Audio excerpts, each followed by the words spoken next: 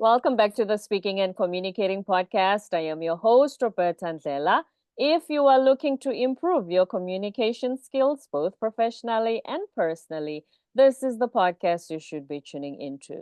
Communication and soft skills are crucial for your career growth and leadership development. And by the end of this episode, please log on to Apple and Spotify and leave us a rating and a review.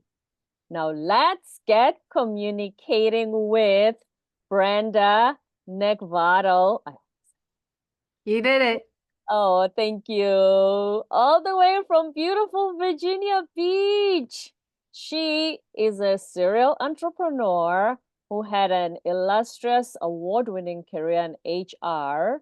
She's a two-time best-selling author, and she helps leaders manage difficult people or deal with the difficulties of managing people Yep. and workplace drama.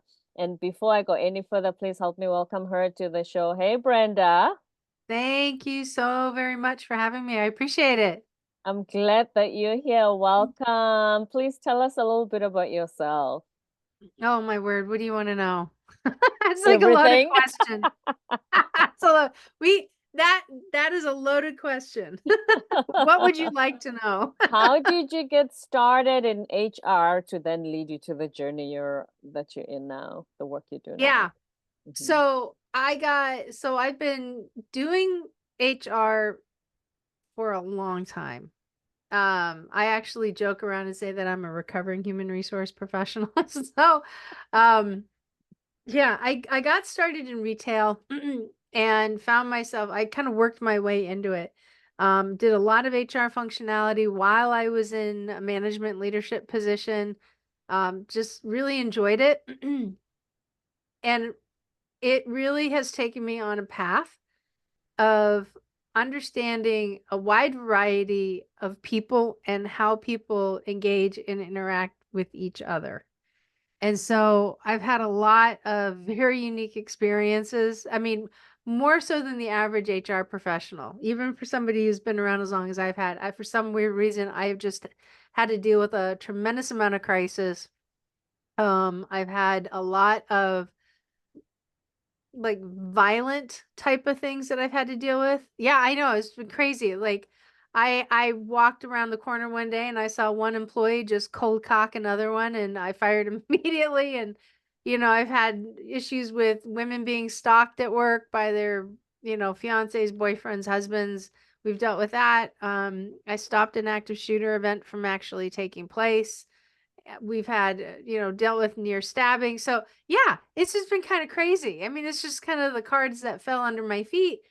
And along the way, uh, I learned how to deal with a wide variety of people.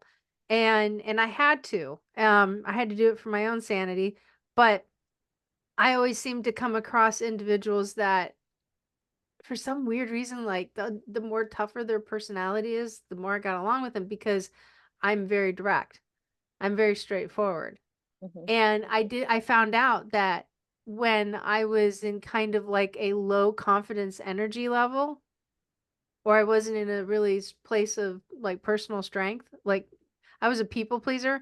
And when I had those moments where I was collapsing under what I was so nervous about what people would think, I found that's when I actually was the one that was leading and trying to manage people differently. And I became the chameleon. And I was the one that was making shifts and changes. And I didn't feel like I was getting anywhere. I was that person that was afraid to have the hard conversations where in the past I never did. It was just, I just have those moments within my career. And then that's when I really realized that, um, it doesn't work that way. It doesn't work well that way. Leadership isn't easy, first off. It's not for the faint of heart. And anybody who's in it can attest to that. Oh, yes. Yeah, Oh, we all have the yes. same look. You just did it. And yeah, oh yeah. But that's the thing of like if it was easy, everybody would do it. We wouldn't call it work, we'd call it something else, right? For sure. So And the thing is, not only that, a lot of people say, I went to university or I went to study engineering, not to deal with all those people drama. I don't want this. I didn't ask yeah. for this. Yeah, they didn't prepare you for that one. And it was funny. I was surfing through about 3 years worth of feedback because I get contracted to teach classes on exactly this. How to Mm-hmm. deal with different people, like how to deal with different personalities, how to deal with people who love to argue and debate everything, how to deal with narcissism, right? How do you talk to an employee as a manager and yet be very effective? Um, so I get contracted from I'm like 6 or 8 different training companies right now that I teach for. And I was looking at some reviews and I had one that came across and I was like, "What?" When I saw it, I'm like, "Did they really just ask that question?" And somebody had said, "I was really disappointed because I wanted to know how I can get my employees to willingly accept what I'm saying." Well, that's the battle. And That's I can usually not. If right. it worked that way, we'd all be in utopia. Yeah, right, exactly. And and I can appreciate that feeling, Mm, because I've had those moments, just like everybody. You wouldn't be human and you wouldn't be a leader if you didn't just say, "Oh my gosh, why can't you just accept this?" Right? mhm. And so that's inherently what we're all up against is this we're up against individual will. And that's what we have to remember is that somebody's either going to buy into it or not. So that means that as a leader, you kind of have to have the mindset the bus is either leaving or it's not. You're either part of this team or it's not. And if you don't want to be part of it, we love you. We wish you well.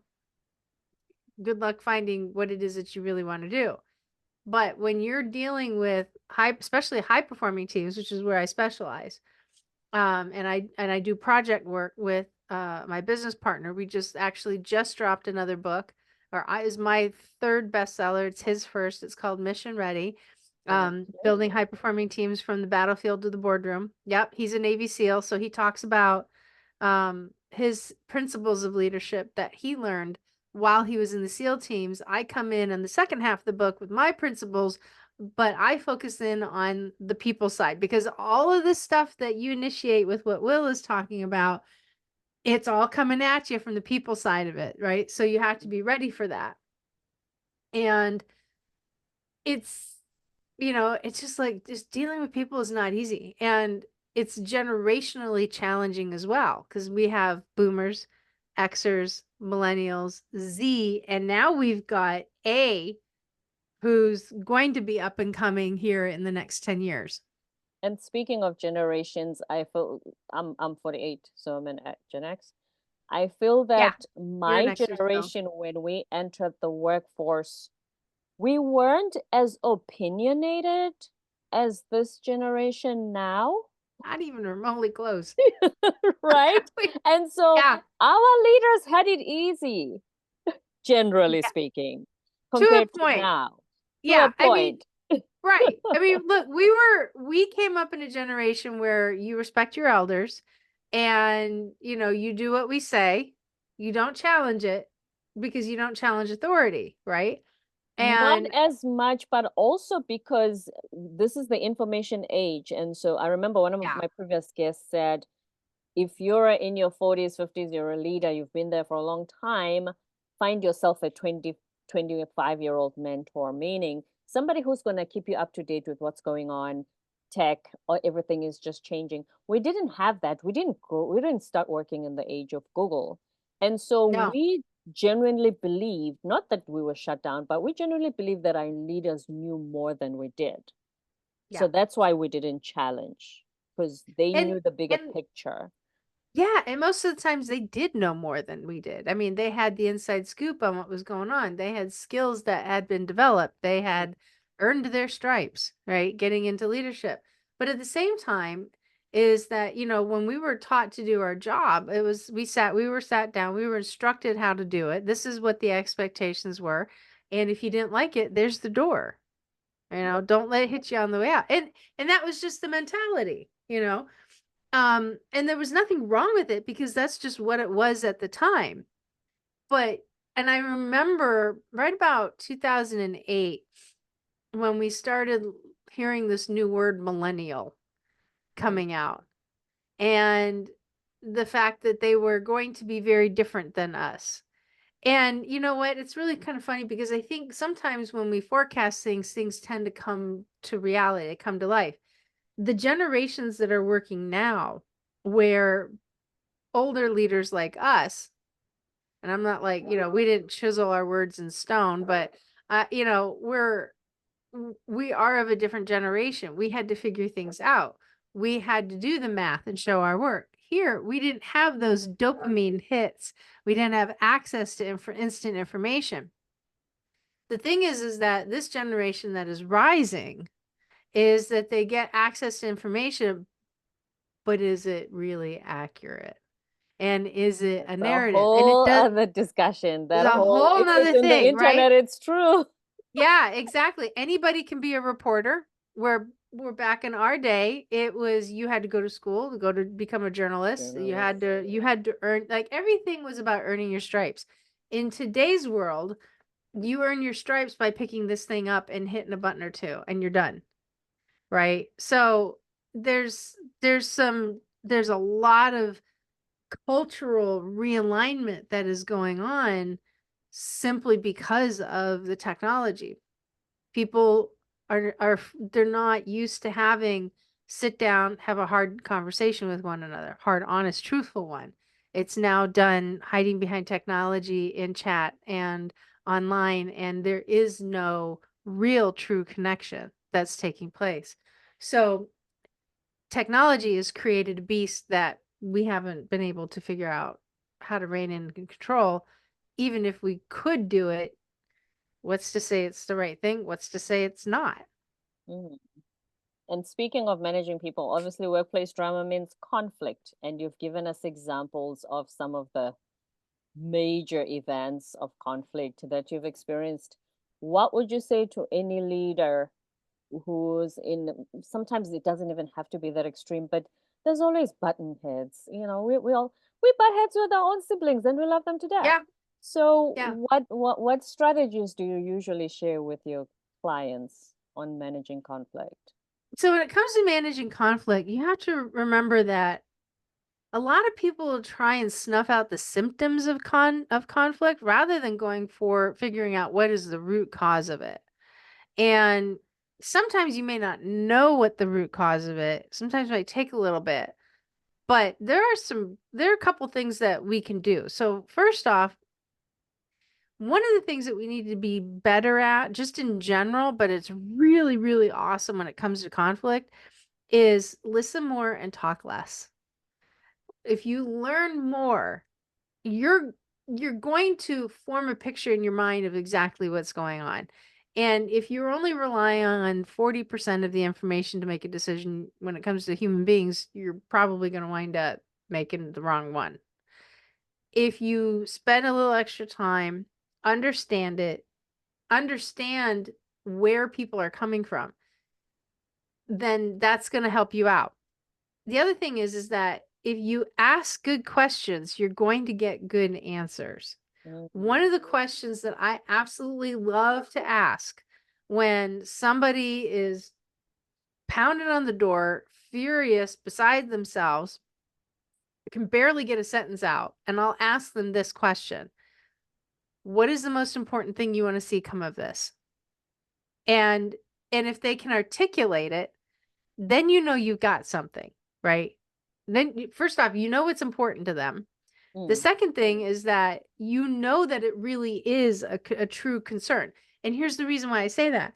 Because if they can't articulate it, and if it's just like a lot of stuff that doesn't make sense, it's an emotional attachment to something. So that just simply means it's just drama. Mm. If they can't tell you what's important to them, because everybody can tell you what's important to them. If Right. they can't do that, then it's an ego-based situation, right? Somebody's nose is a little bent out of shape. Now you just have to kind of navigate that course. The third thing that I would tell leaders in today's world is that the power of your leadership will always lie in the follow-up that you do. So, what I mean by that is that if you know that there's a problem, you think you've put the fire out for the time being, go back and after a little bit and just take a temperature. Mm. If you don't, you could have missed something or something else may have sparked up and now you haven't gotten ahead of it. You're going to be right back under it again. right? And the conflict doesn't necessarily go away. And these things, these three principles that I talk about, and I say these things all the time, these are things that you can use at any time. It doesn't have to be with conflict. It can just be in general conversation. Somebody comes to you and says, "Hey, listen, I have an idea." Great. Listen more, talk less. Right? It works. But we don't want to do that because we want to hear this. We want to hear what's coming out. Leaders who master these three things, and I've learned this over the years, these leaders who have mastered these three things have exceptional, not only incredible emotional intelligence, but they also have exceptional skills when it comes to actually dealing with people. And there's nothing wrong, like, there's nothing wrong with taking a step back and letting somebody actually express themselves. You may not agree with it, and that's fine, but that's what leadership is all about. It's about keeping the ball in play. Right. And when they are given the opportunity to express themselves, their guard is down. And as you said, you will figure out what the real problem is. Yeah. And they're like more likely to be more cooperative with whatever goes on after that. Yeah. Mm. And you know, you may learn that somebody's problem is more emotional than it is anything else. It could be more ego based, and ego isn't a bad thing. Ego is there to protect us, right? We hear the word ego and then we think like, oh man, he's full of it, right? That's the little That devil. happens. Yeah, I know. That happens too. But, you know, ego is not necessarily a bad thing. And so when you see that somebody has an expectation that isn't being met, you have an opportunity to reestablish that expectation. And that's a lot of what's going on. Like when we like if you sit I am shamefully a 11 o'clock TikToker, right? At 11 o'clock at night, I tend to just like brain dump all over TikTok. And I see a lot of the stuff, and you see people like, you know, upset about what's going on. And then just like all I hear is this ego thing because their expectations are this, and what is actually happening is something else. And so those two things don't align. So when an employee's expectations are out of whack, right? Or they're out, I wouldn't say out of whack, but I mean, they're just, it doesn't align with what the company is doing or thinking. There's, there's this stuff, right? There's this fray that exists. And conversely, it's like you may have an employee whose emotions are out of whack, but meaning that they're, you know, chummed up. And it could be a legitimate reason. And Right. now you find yourself in a position of potentially having somebody, you know, explode or blow up or, you know, be a little bit more vocal or start arguing and debating about things. It's like they're just standing up for themselves. We don't always get it right as companies sometimes. And so, again, it comes back down to listen more, talk less. It's not a competition. If you're in a leadership position and you really want to work with your team and grow good relationships, I promise you these three things are going to work. Right. Right. Really good strategies as well. Especially, I don't know if you know the sitcom Josh Lopez. It used to be, I think, early 2000s. I used to watch it a Yeah. lot. Yeah. Yes, remember the daughter Carmen, everything she was such a problematic, typical teenager. And Angie, his wife, would go, George, these are Carmen's feelings. And George would go, who feels every day? Why does she always have feelings? Like nobody feels every day. Yeah. Yeah. Because I'm Look, thinking of any leaders who are thinking, I've come here to do my job. Everybody came here to do their job. Why is this thing all about feeling? yeah. And you know what? Back to the original statement of conflict is that there's always a Mm, reason why something has happened. And there's always a reason why somebody gets their hackles up. And there's always a reason as to why an employee may behave or engage in a certain way. And if you focus in on understanding why that is, now you've got something to chew on and now you got something to work. Maybe they've done something, they broke the rules. It's still something that's happened, right? mhm. Or maybe somebody has said something. Maybe they didn't get heard enough. Maybe they had a great idea and nobody wants to listen to them and they're feeling like that big. So, yeah, listening is a real powerful tool. Right. And you talk about being able to identify patterns in behavior. So Mhm. I'm guessing listening also helps you with that as well. Oh, oh yeah. People will tell you their behaviors. So, I'll give you an example. when I'm looking at a job application and I teach leaders how to actually look at candidates to determine what kind of behaviors they have. Because you just asked a person to fill out an application or you asked them to do something. You basically asked them to put their best foot forward, right? Mhm. I need you to fill out this application. You submitted your resume. That's great, but let's use an application. Applications do a lot more. I won't even get into the technical side on it in HR. But if you line up somebody's application against their resume and you see that their job history is different, that's a behavior. Mm. Slightly different. Like if the dates are off or the positions are out of order, that's a behavior. They If don't pay you attention to detail. Exactly. If somebody writes on an application, see resume, that's a behavior. You just asked them to do a task specifically, and they just showed you that they're going to take a shortcut. That's a Mm. behavior. Hmm. Yeah. You ask them to fill, or even if you look at their history, like if they start off, if they get, and this is, you'll see this a lot with frontline. Mm. If if you see that they worked in like a base job of some kind, like first level job, which is fine. We all start at the beginning, right? And Yeah. then they get a job as a lead, maybe they get the next job as a manager, and then they go right back down to like base level job, and then they shoot right back up to manager for 3 months, and then they go to another job that's a little less. That's a behavior. If you see people that only sit in a job for 9 months to a year, and then they go to another job, and then they go to another job, that's a behavior. Like those are behaviors. So guess what? They're telling you how they operate as an employee, and you better pay attention to that because that's how we miss the mark. And we're more concerned about putting cheeks in the seats rather than actually bringing people in who really contribute to the success of the team. Mhm. So that those are behaviors. Notice the behavior so that because a lot of us, some of us are able to charm our way through an interview, we can be charismatic.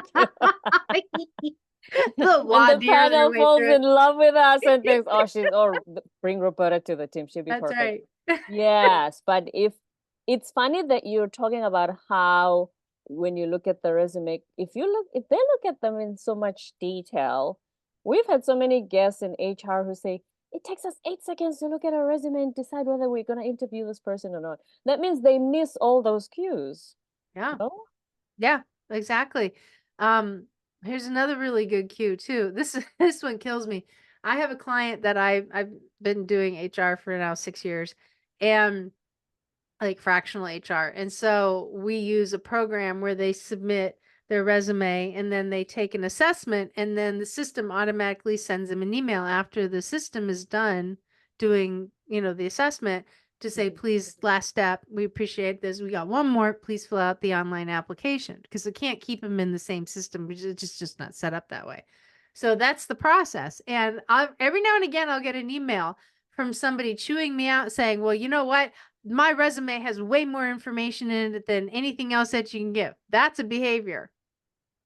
I just asked, you're coming to us applying for a job and you're now barking at us because you don't want to follow the process. That's a massive flag. Ooh, which means that's how you're going to be when we work as a team. Exactly. You're a problem coming in. You haven't even gotten through the door and you're a problem, right? But it's But amazing. wouldn't that example, sorry, Brenda, to interrupt you, that example also demonstrate I believe in efficiency and not repeating stuff that's already there? No, no, I don't buy that because Right. here's the reason why.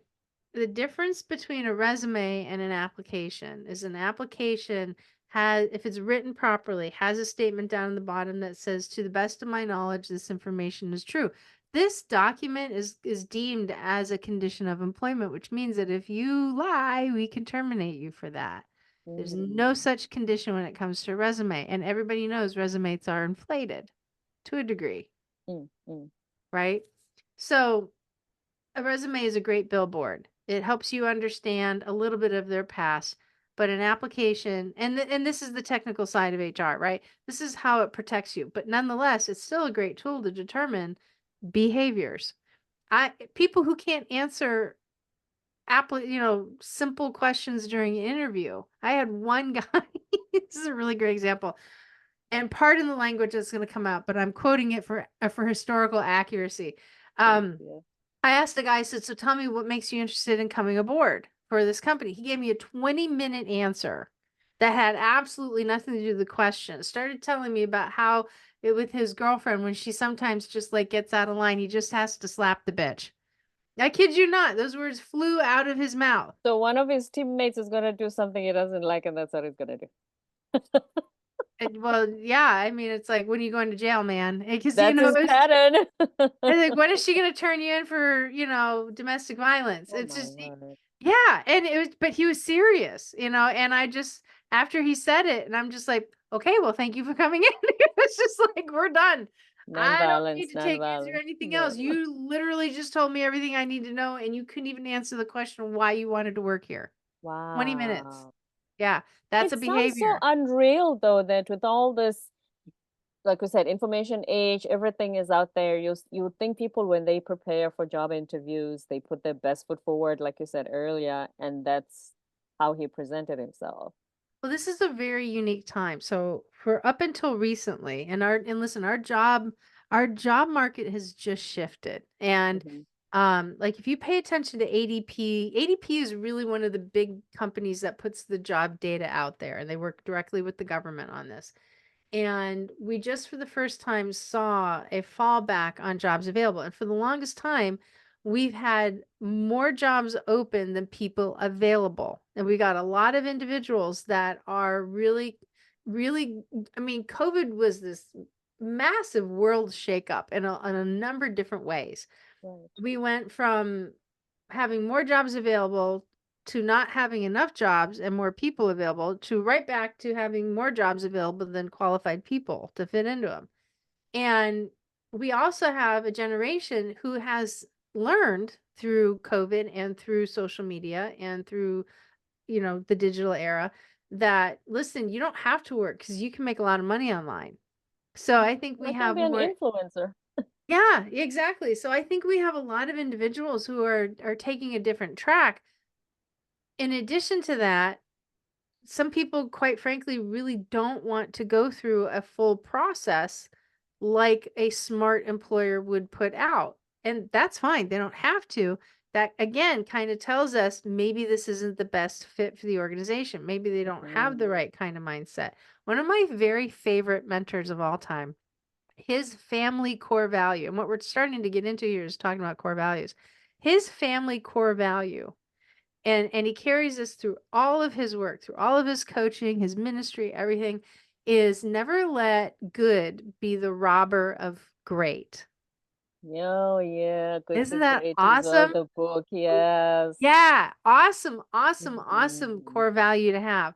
So when people are not, when they're doing life and they're figuring out, I'm trying to say something without making it sound like I'm being negative towards people. I'm not. But not everybody operates on a code of ethics or a personal code of conduct, right? Some Mhm. people are just out there doing the best they can. Everybody's out there doing the best that they can. But when you have a company that is core values based, and they make every decision and weigh it up against the core values, now you got something to work with. If you're up against a tough decision and your company's number one core value is integrity, well, the question is, are we integrity if we do it this way? Are we integrity if we do it this way? Are we integrity if we do it That this way? becomes the benchmark. Yeah. Absolutely. Hmm. And it allows you to challenge yourself without judgment. Do I have the right thinking in place? Is this really measuring up against morals and ethics? Are we doing something legally? Are we doing something illegally?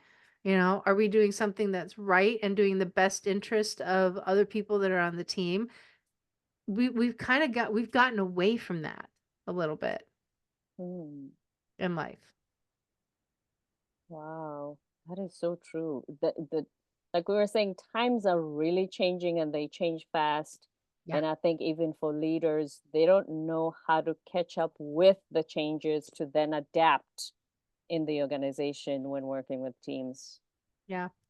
Hmm. Yeah, and that, but that's the thing, is that if you're operating from a position of core values as your principles and not your preferences, your communication is going to be stronger because you're always going to have a position to come from.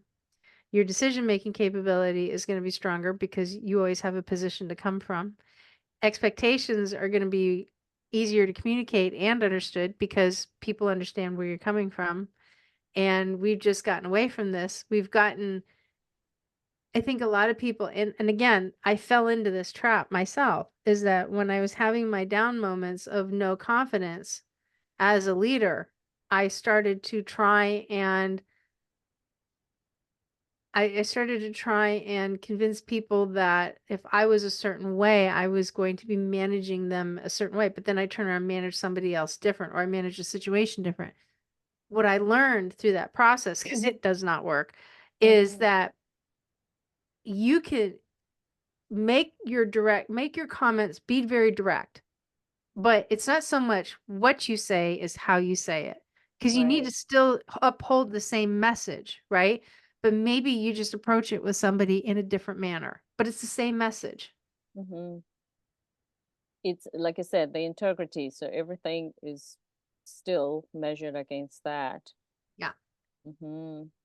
Brenda, any leaders who are listening, any last words of wisdom, who are listening and thinking, yes, I love the part of leadership because it usually comes with job promotions and the perks, but the people managing part is still very challenging for me. How do I get started so I still love what I do? So you're going to have to give up what you think you know. You have to surrender to your process of learning. And even though learning is going to be hard, you have to trust that process. And one of the things that I think a lot of people miss an opportunity on is that they don't continuously personally develop themselves. I know when I stop, I am not nearly as effective as I'd like to think that I am. Maybe give me a couple weeks, but after about 2, 3 months, I'm like, yeah, I need to read a book. Right. Yeah, I'm slipping. Right? So so, don't be afraid. There's some really great reads out there. Listen, pick up our new book, pick up Mission Ready. One of the books that I'm actually reading right now is Understanding. It's from Michael Green's, and it is the 47. Oh, I was gonna show you the book, but I was gonna make a mess. 47 Mhm. Laws of Power. Loads of power. Ah, yes. Yeah, and that is a whoo, man, that's a heavy read, but when you read it, you can read it from one or two perspectives. You can read it from the perspective of how do you screw people over, which is not I good. So was we don't about we to don't say want to do something. that. My first time, I'm like, I don't want to manipulate people. Yeah. That was a great But it, choice. it right. But it teaches you how to defend yourself against manipulative people. So when you understand, so it's like, listen, like when you understand the concept of how a car engine works, you understand a little bit more about what the mechanic is telling you when they say, "Hey, listen, this phalange is now broken," right? You kind of get it. It's the Mm, same mm. thing, right? It's the same thing. So if you understand how manipulation can occur and how the removal or how you fall into a trap of losing your power, because let's face it, when we are leading people, we tend to feel like we lose power in situation when the fact is Especially we if there's don't. pushback. Yes. Yeah, we Hmm. don't lose power in the situation. We just don't know how to deal with it. So Right. it's an interesting read. I've also learned that book is actually you can't get it in prison because prison, yeah, it's been completely, it is off every prison reading list. So it's a heavy duty kind of book, but there's a lot of other books that you can read too. So I would say constantly develop yourself, not only on the business side of things, like how you can 10x grow and scale, but the thing is that when you learn how to grow and scale business, that's great, but you can't do it alone. You have to bring a team with you Mm. because companies are built, they're made by a group of people because one person can't do everything. No, no, no one is an island. And as Yeah. as a leader of, obviously, you know that your team, you don't lead yourself. Okay, yeah, there's self leadership, but you know what I mean. Yeah. You have a team, and that's why you lead people. And as an HR person, just one last question. Have you found that sometimes leaders don't want to deal with any employee drama, they just bring it to HR? Yeah. Yeah, that happens. But you know what? Every leader is like that too, right? So, leaders don't have problems for long. And sometimes a leader will actually dismiss a problem in order for it to not be a problem. And to us, maybe it's not the right thing. To them, maybe it is. I mean, we don't always see what a leader is what a leader is going through. We don't always know all the Right. secrets. That's the reason why they're kind of in leadership. Mm. But when there are major issues, massive major issues that get pushed aside or swept under. I remember a long time ago, I had a CEO that when I was a director of human resources, we had a situation and we had an employee who is a senior level employee that in 1 week I got several complaints about his behavior towards people. So I walked in, pulled in the top two of the head shed, and I sat down with him and I said, listen, I know he's very valuable to you guys, but I need to tell you that I've had this report, this complaint, this issue, this, all in 1 week. And immediately they dismissed it. They said, wow, that it's just, changing times. I'm like, no, no, that's not it. And we went back and forth. And I'm Mm. like, we have to deal with this. And they said, well, it's just people just need to they just need to chill out. They just need to. And I stopped them and I said, listen, and they know that when I go this way, when I hit my limit, I will say this. And I said, I would not be doing my job protecting you and this company if I did not tell you this. And that has always gotten their attention because that's just like, okay, this is like way bigger than we were giving it credence for. Mm. But they still decided not to do anything with it. I left the company, and a year and a half later, they wound up terminating him for exactly the same reasons that I brought to the When they table. could have saved 18 months of that if they'd listened to you. Yeah. So, Right. but you know what? It's again, we don't always get it right in business, right? We Mm. don't. I don't know the series of events that took place. I just know that he got terminated and I know he got terminated for cause, but we don't know if gave him a chance and he failed. We don't, we just don't know. And that's the other piece too, is that just because an employee may not necessarily see what has happened behind closed doors doesn't always mean that it hasn't happened. Because remember, I said Mm. earlier, employers are up against individual will. If somebody's stepping out of line and they get really good at hiding it from the leader, but everybody else sees it, do the employees that see the shenanigans think that the person's just not a good individual, or do they believe that leadership hasn't addressed it because it continues on? Right. And that happens. It's not uncommon. So it's not always on the leader, right? Mm. And then you have leaders that might leave me. It's like, I have no tolerance for this whatsoever. If I hear of it, you're out. I have no problem. It's really funny. I'm an HR person. I have no problems firing people for not stepping up and being and meeting expectations. Especially if they've been communicated when you Yes. get started, so you know exactly what's expected of you for Yeah. sure. I learned years ago that as a leader, if you have two adults who are constantly bickering back and forth to each other and they start running into your office or get like I tell people and I coach my clients on this. If you have this, then here's what you say. And you stand firm on this. It's like, you guys are adults. My job is not here to babysit an adult relationship. I Mm-hmm. expect you guys to figure it out.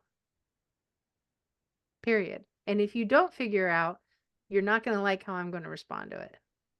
So go have a meeting, sit down, find mutual ground that you guys can work together. And this is what I expect. 9 times out of 10, they've done it. There's Because only they one time I have. had to intercede. Yeah. Huh? Because they're grown-ups at the end of Because the they're day. grown-ups. They're grown-ups. Yeah, you Yeah. can figure it out. Yeah. Yeah, people want to be held, people want to be treated like grown-ups, but we don't always do that. Mm, We tend to want absolutely. to solve other people's problems, and it may not be your problem to solve. But that doesn't mean that you can't hold them to the expectation. Make And them that's accountable. Yeah. and that is skill right there. Because Mm-hmm. that is like a little nerve-wracking because when you're putting people through that process, you really don't know what the outcome is going to be, but you have to have levels of faith in it, right? Yeah. Yeah. It's If a you're gonna gamble. need to call 911 because somebody's Yeah, bleeding. I I'm know. kidding. It's Brenda like, Neckvatal from Virginia Beach. This has been really fun. Thank you so much for sharing your expertise and experiences. Before you go, first, yes. please tell us about your 2 books and where we can find them. Yes. Well, thank you very much for that. I appreciate it. So you can find the book on Amazon.com. It's called Mission Ready: Building High Performing Teams from the Battlefield to the Boardroom. It's written by myself and co-authored by William Branum, who's a retired Navy SEAL. And if you want to connect with me, you are more than welcome to do so. And matter of fact, when you do connect with me, I have a gift for your listeners. Yes. And I've already shared with you part of it. So it is 3 impact scripts. I call them impact scripts. So if you go to yobrenda.com, because it's a lot easier to spell than my name, if you go to yobrenda.com, fill out your information, connect with me there. Tell me what it was that you liked the most, because there's a little spot for you to do that. Tell me what left you like, oh, in today's episode, and what'll happen. And definitely check your email, make sure there's no spam. But I'm gonna send you a link where you can go take these impact scripts. I've already given you guys one of them, and that is tell me what you want to see coming from this. So the other 2 scripts are absolutely amazing. I've been using them for years. They're extremely successful. You can use them in a wide variety of situations, and yeah, it's a lot of over deliver. It's just absolutely awesome. So it just it's the one thing that I've been teaching people forever. I'm like, why don't I just like put it into a little mini course? And so that I did. It's totally free. You guys are welcome to it. We are so thankful for the free gift of scripts at yobrenda.com. Yobrenda.com. Yobrenda.com. And the book is Mission Ready on Amazon. Brenda Neckvatal, this has been fun. Thank you so much for being on our show today. Thank you so much, Roberta. My absolute pleasure. Don't forget to subscribe, leave a rating and a review on Apple and Spotify, and stay tuned for more episodes to come.